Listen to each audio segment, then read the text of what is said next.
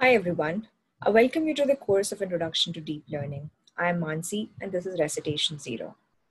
Before we talk about the Recitation 0-A, which is Introduction to Python, I would like to explain how the Recitation 0 pictures are organized.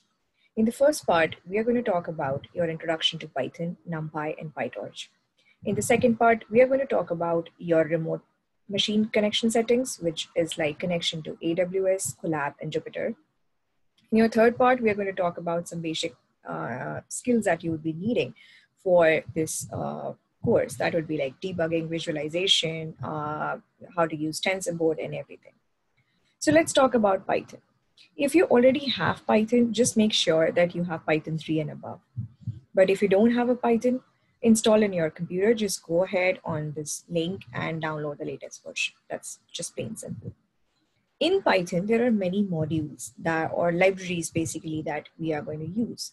The two main ones which you would be needing are NumPy and PyTorch, basically Torch. NumPy, because whenever you kind of start using like multidimensional arrays and linear algebra and other stuffs like these, NumPy is like quite fluid and smooth. So it gives you many functions and flexibilities to just easily work through large data sets. Then comes the Torch. So we are going to use or recommend basically PyTorch for this course. You can use Keras or TensorFlow or whatever you want, but we as TAs are more versed with PyTorch, so we recommend using PyTorch, but it's not mandatory. If you, once you have installed it, you can just simply go ahead and type these in your command prompt and see that you get the correct installed versions. So talking about Python code. So you can write a Python code in various editors. I particularly use Visual Studio Code. So this is like a sample file that I created for Visual Studio Code. Just make a folder. Then you can just simply add like a file from here, and here it goes. Like you have your Python file. So in the Python file, the first thing that you do is generally you import the libraries if you need to use one. So since we are talking about NumPy, there are two ways to use NumPy. Like you can just directly use import NumPy. So everywhere in the program, you will have to just directly kind of like have to use NumPy dot something. But if you generally the accepted trend is like use NumPy as NP. So it's like the standard alias that you would see for NumPy everywhere. And we kind of just, you will get habituated using this. There's other ways of importing libraries. That's like, this is one where you don't want the entire module to be imported, but you want a particular function to get imported. So you can just do that like from math import C or any other function. This is one other way of importing the entire library, but the problem which happens is that suppose if you have like two libraries, they are different libraries, but then they have the same functions. So since the namespace is not associated, like the alias namespace, the Python interpreter may get confused about that. Like, let's say if there's a function named foo. So if foo belongs to, let's say, math1 and math2 both, and you have imported like this, so it won't be able to understand from which it needs to interpret to. So that might be a confusion. So that's like pretty plain and simple. You can just simply start typing here and you can just make a function and you can just go ahead, like whatever you want to do. Yeah, it's like pretty simple. So just print your hello code. Yeah. And then you can just simply call foo. Or you can just simply write your main code and start printing ahead. So let's talk about how to import data. And once you are importing data, there are various file formats that you can use. You can use a text file, you can use a Pickle file, you can use like a CSV, you can use a NumPy or NPZ, which is basically the zipped archive of NumPy files, like you might be using it. So there are various ways to even read these files. The first one is like very simple, the traditional way where you kind of like just call the open one and you give the permissions that you need to give it to. Generally for reading, you need just an R permission. So you did that, you read the lines, and then you kind of close it. But going ahead, like with the recent Python versions, we have like a new system in place, and this is better because with is a keyword. Like when you open a file with it, it automatically makes sure that when the scope of width is over, it closes the file pointer. Like here in this approach, you explicitly have to close the file pointer. Otherwise, it will be just open and it will be like a waste of memory. Otherwise, yeah, so in here, you can just simply go ahead and like the width scope will make sure that the file pointer is closed. This is another example of like importing like a CSV file. So here we have like a CSV file, which is like pretty simple, but here I've given you the delimiter of like a comma. So you can see how the data came like. Basically reading a CSV and then writing to a CSV might be a common format for you, especially for the part twos when you would be uploading your data. So just get well versed with like 2 lines of these codes. Pickle is one important format of Python. So Pickle is the form in which you kind of like serialize and deserialize objects in Python. And why would you need that? Now, the thing is that in Python, we will talk about dictionaries shortly. But these dictionaries can have like multiple types of objects. There can be a simple string, it can be a simple object, it can be a combination of objects. So this does not know in what format to process. Now, when you convert it to a pickle, you kind of make sure that you make it to a byte stream. And when you make it to a byte stream, it just like it's quite easy for the transportation of the data from one place to the other. So you give like, so this is like the very small example where I've created like a small dictionary and so I am just putting in this pickle file, which is store.pickle. I give it like a permission, which is like the write pickle permission, but it says WB. B is for like write it in bytes. And then you kind of load it from the same file. Like this is the format for loading it. And then you just simply read it from the file in just byte streams. So read more about it. It's quite interesting, especially its memory management part. Coming to data storing. Okay, so if you are coming from like an OOPS language background, maybe C, C++, this might be, Python is like too accommodating. It's something which is like, okay, so let's start with list first. List is like, it's a generic container.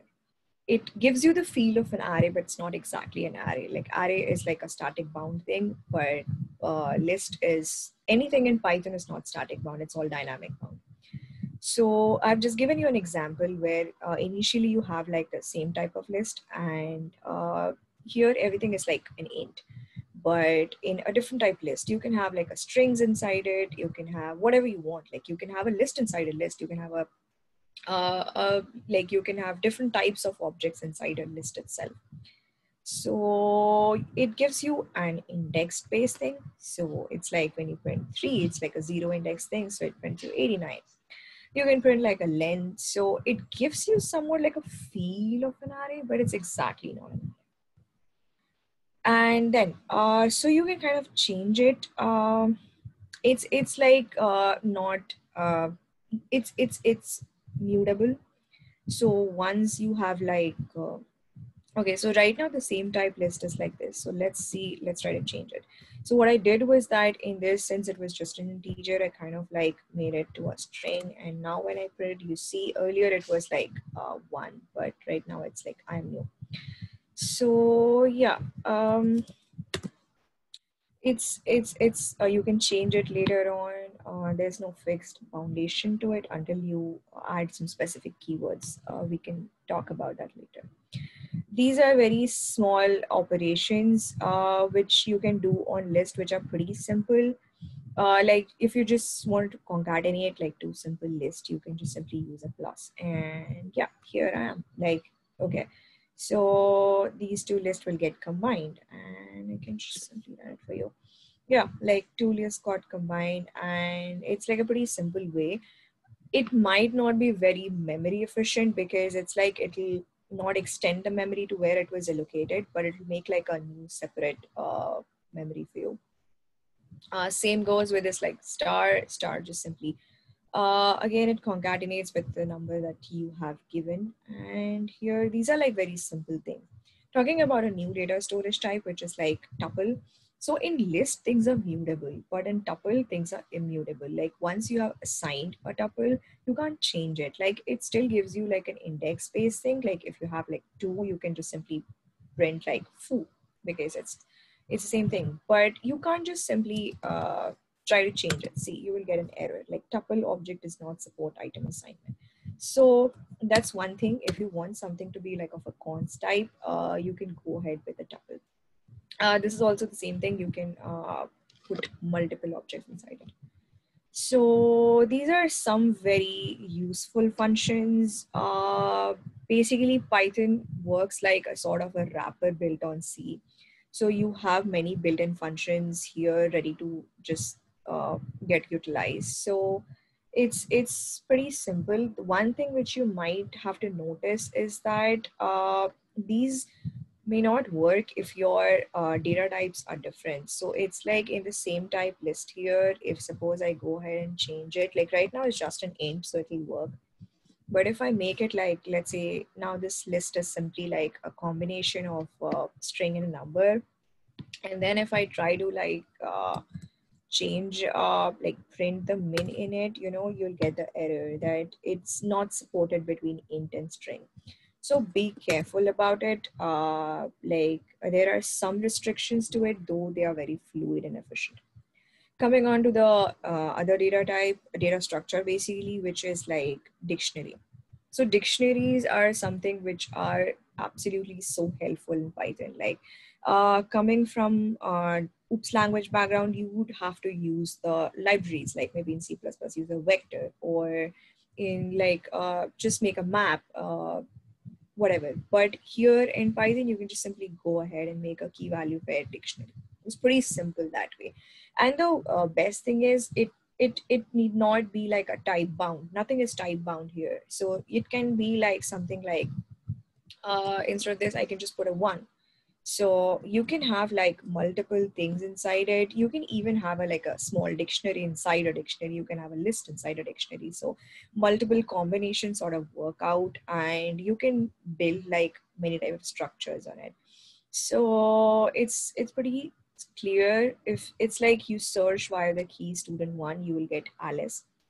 You can okay, one thing, so dictionaries do not work on an index based fashion.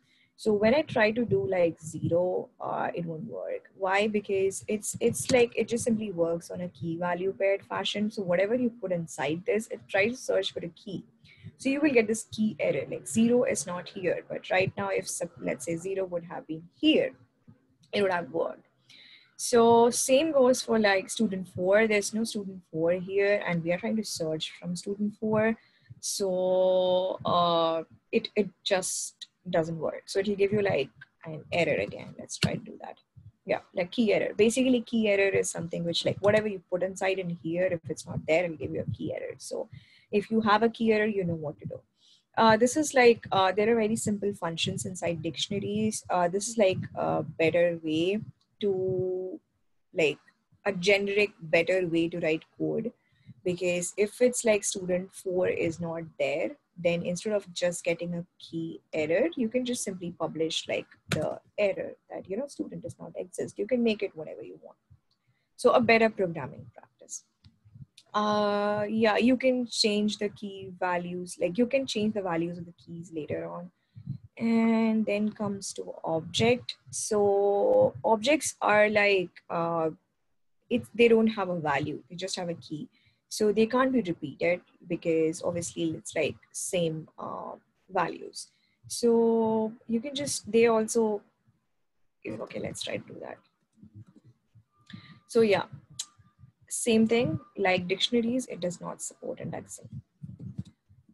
but you can print this and you can access it via the key. Okay, coming on to next function, which is the use of random. Now, random is something which you would be needing in this course. So you sometimes you might have to, or in general, like, you might have to sometimes shuffle a data set or a part of the data set or something. So here I just made a simple dictionary, and what I did was that I just simply, this is the way to use random on dictionaries, by the way. So because random works on like an index-based fashion and dictionaries don't work on index-based fashion. So you need to first typecast it to a list, and that's how you use it. So it's like, it just simply gave you like a random one out of these two. So yeah. You can read more about random here. There are many small functions which you can use it. So it's cool that way. Okay, let's talk about some array. And okay, so here it's like I made like a multi-dimensional array. Okay, and sometimes if you just made, basically this is like a list of lists of lists, sort of that, but you want to use it like an array. So here you just simply use this function np.asArray. np.asArray is like you would do it a lot often in all parts of this homeworks. So just remember about it. So you need to, like, this is currently not an array, it's like a list of lists. So you converted it to a numpy array, and then you can just get its shape, and there are many other functions of numpy which you can read. So yeah, pretty much. And it's like if you want to make like a simple array which has like a pre-designated numbers, here like you can put in like the range directly. So if you put in range 3 is like the open bracket, so it'll take like till 0, 1 and 2. So yeah, that's it. Okay, let's now talk about filtering the list. Okay, so this is a very important component which you would be needing a lot often. So it's important that you get well versed with how slicing, dicing, and list comprehensions work in Python. Okay. So here is like a list, and just to begin with, we have given you several examples of how slicing works in Python. So let's start with like a 1D list. So what I did was I did from 5 onwards. So zero based index, it comes here. Now it just says that go to index 5 and whatever is after that, just print it. That's it. So doing this it'll just print that. It won't change the original list. So if you want to change the original list, just assign it back to that list. It'll basically create a new list for you. Now, if it's on the, okay, so the bracket works like if you start with the index, it's like a closed bracket. But if you end with that, it's like an open bracket. So it goes till, here you specify till 3, but it won't print 45 for you. It will just print 2, 5, and 2 because it's like till 3 open brackets. So it's like just 0, 1, and 2. Okay, and here when you specify in this particular fashion, it just picks those only elements. So that's here for you. Okay, here let's talk about how slicing works in like a 3-dimensional array. Okay, so this is a quite example that you can visualize. Like that's how, let's try to imagine a 3-dimensional array is. It's like a 2D array, 2D array, 2D array, arranged in like stacks. So this is what it is basically. Like imagine this and stacked like one after the other. So you have like I, J, K and running in 3 directions. Cool.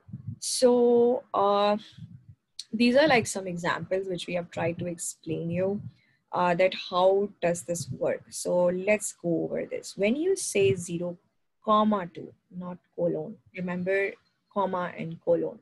When you say 0, 2, it just says that you go to the matrix 0, which is like this one, the first one, and then you select the row number 2, which is 16, 17, and 18.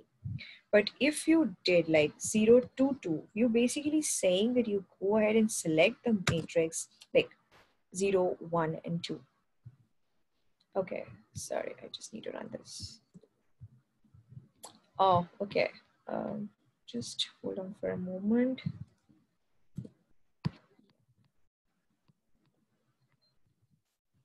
So yeah, here is your array. And so yeah, see here when you set 0 to 2, you said that you are selecting from 0, like open bracket 2, so 0 and 1 matrix. You did not specify like a row or a column. So there's a difference between a comma and a colon. So take care of that fact.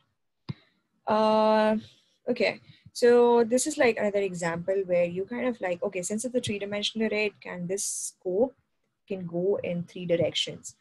So you are telling that you go to matrix number 1, which is this, okay? And then you select column number 1. So this is like you basically selected, you went to matrix number 1. Then for all the rows, you selected column number 1, okay? So this is your matrix 1, and then this is your column number 1, like for all the rows. If I would have specified a particular row, then it would have given me like, let's say I would have specified 0, it would have given me only 21. So that way, here are some numbers and matrices that you can work around. Like it's pretty simple. If you have any doubts, just reach it out. So yeah, let's talk about list comprehension. So there's a huge difference between a for loop and a list comprehension. This is the way Python has been designed. So when you use a list comprehension, it's quite memory and speed efficient. So what we are saying right now is that for all the numbers in the same type of list that we had defined initially, if it's an instance of the number and the number is greater than 0, then just print it, like just basically assign it to it. So yeah, it's like a pretty simple list, but then list comprehensions are far more efficient, and we can show you that. So this is like a first example. Okay, so this is like an empty list right now, and what we are doing is that we are assigning like numbers from till 500, and we are timing it, and we are checking like how much time did it need. So let's try to do it. You know, it's quite you can see the difference that, you know, it's okay. And when I do a for loop, it just takes you the double amount of time. Like here in list comprehension, it was only 15.7 microseconds per loop, but in a for loop, it was like 32.5 microseconds per loop.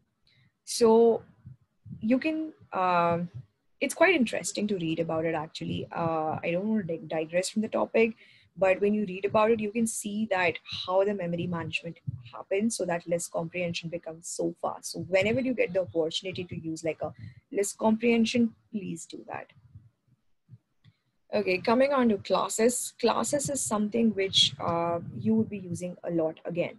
So whenever you design like all of your code, you are not just going to write simple functions. It has to be like an objects of the classes. So this is like a simple constructor inside the object. And let's say I want to pass like, I want to assign like a key, let's say 2 parameters inside my class. So I pass them like X and Y, and I just simply store them. Get item is one more function which you would be using. So what get item does is that, let's say you made like a dataset class, and in that dataset class, you want to fetch like a particular pair of values. So since you would have stored in like X and Y, which would be like, let's say in general would be like a huge dimension, like maybe a 3D or a 4D or more than that dimensional array. You pass in like an index and you just get the values. So this part you will kind of understand more as you do it, but just get familiar with it. Like get item is something which you would need absolutely. Len is simple len. So whatever is the number of elements inside it exists, you just simply return it. There can be many functions like this inside it, but these are like some very basic functions that you would be using.